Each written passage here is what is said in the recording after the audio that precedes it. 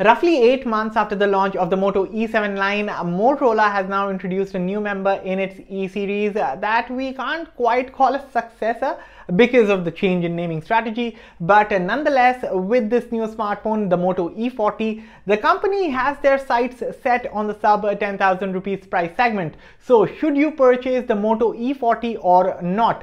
Let's find out.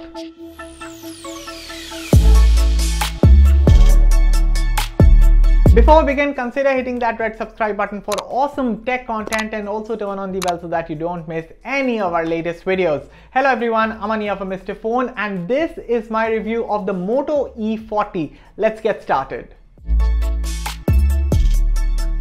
Starting off with the design, so the best thing about the Moto E40 is its tall build, making it relatively easier to maneuver with one hand. Apart from the thick bezels at the front, which by the way are acceptable for the price point, the phone looks and feels good in the hand. Despite featuring a plastic build, the Moto E40 feels solid and the textured back feels nice to the touch. The Moto E40 comes in two color options. There's this pink clay and then there is this stealthy looking carbon grey color option, which in my opinion looks very classy. At the rear, you get the classic Motorola Batwing logo that comes with an embedded fingerprint reader for authentication. As always, pretty fast and accurate in unlocking the smartphone. There's a headphone jack at the top, a single bottom firing speaker which gets surprisingly loud. Google Assistant gets a dedicated button that is present above the volume keys. By the way, the buttons offer amazing tactile feedback on this phone. There's also a dedicated micro SD card slot for expandable storage to up to 1 TB along with 2 nano SIM slots. Moving our attention to the front, there's a 6.5-inch HD Plus LCD panel which is quite decent. The plus point here is of course the 90 Hz refresh rate, which paired with stock Android really adds to a fast and zippy user experience. But otherwise, in terms of quality as well, the IPS display on offer is good. Brightness levels are adequate for indoor usage, although I did find the panel to be reflective outdoors. Watching videos or playing games was also a fine experience since the color reproduction of this display is good. So no major complaints regarding the panel. Honestly, I think it's good for content consumption, although I would have loved to see a slightly brighter display and a less reflective one considering outdoor scenarios. The Moto E40 is powered by the Unisoc T700 SoC coupled with 4GB RAM and 64GB storage, and this solo variant costs 9,499 rupees. Handling the software is stock Android, so of course there wasn't any bloatware pre-installed, which is good news. But the Moto app, which is kind of a staple by now in Motorola smartphones, that application is not here. So many customization options that Motorola smartphones are known for, well, you don't get them on the E40. Then again, if you go to the gestures menu and settings, you will find some features that are unique to Motorola phones, which is great. Otherwise, performance has been good for the most part on the Moto E40. App opening times are decent. In fact, I think stock Android on a whole does give this phone an edge over its competitors when it comes to speed and performance. Multitasking was also fine considering there's just 4GB RAM on the smartphone, and in general usage, which mostly involved casual stuff like watching videos, calling, browsing the web, checking social media, I had no issues whatsoever with Moto E40 in regards to speed, performance and thermals.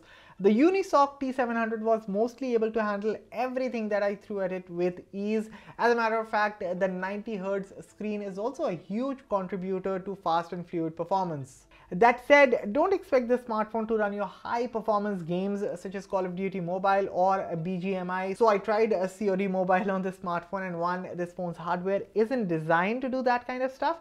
And even if you do run such a game, expect longer load times and not the best graphics. On to the endurance bit, and the 5000 mAh battery of the Moto E40 shines. This phone consistently used to last me 2 days on a single charge with medium to heavy usage, so definitely great optimization.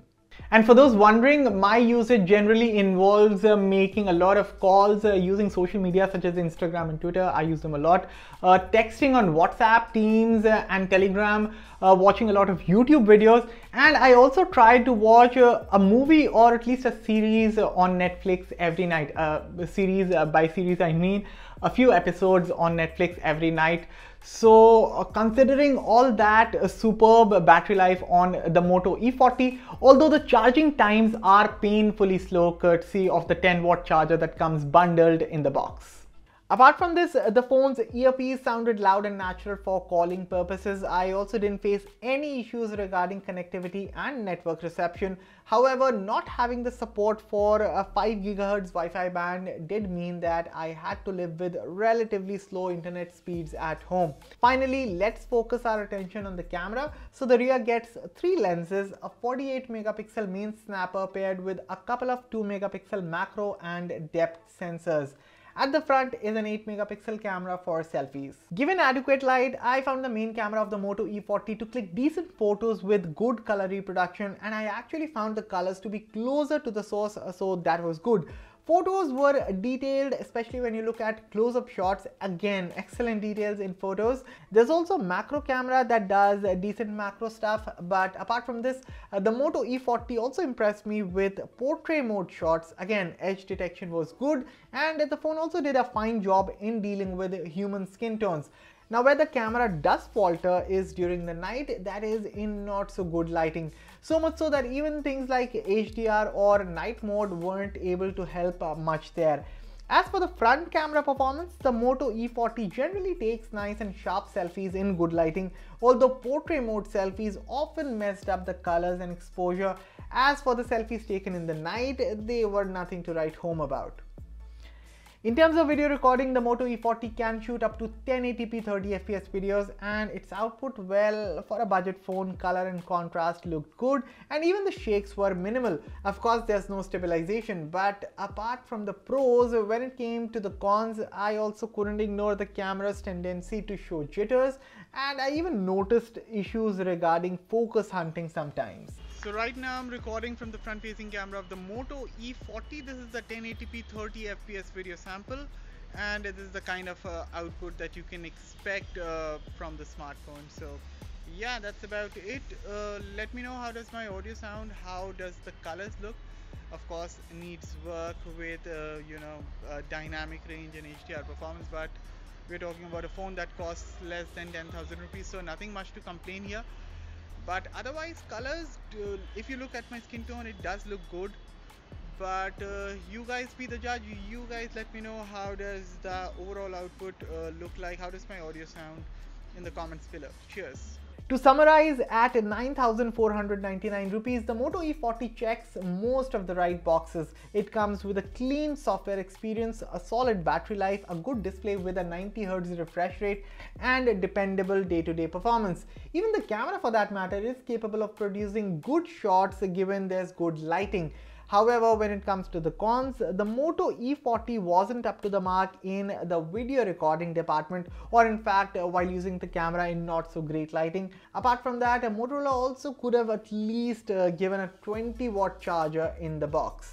With that said, if you're looking for a sub 10,000 rupees smartphone that, as I said, offers a dependable performance, is made for Android purists, and it comes with a long lasting battery life, in that case, the Moto E40 is undoubtedly a solid pick. And that was my review of the Moto E40. So guys, share all your thoughts and queries with me in the comments below. As always, for all the latest in tech, stay tuned to Mr. Phone. I'll catch you all in the very next one. Thank you for watching.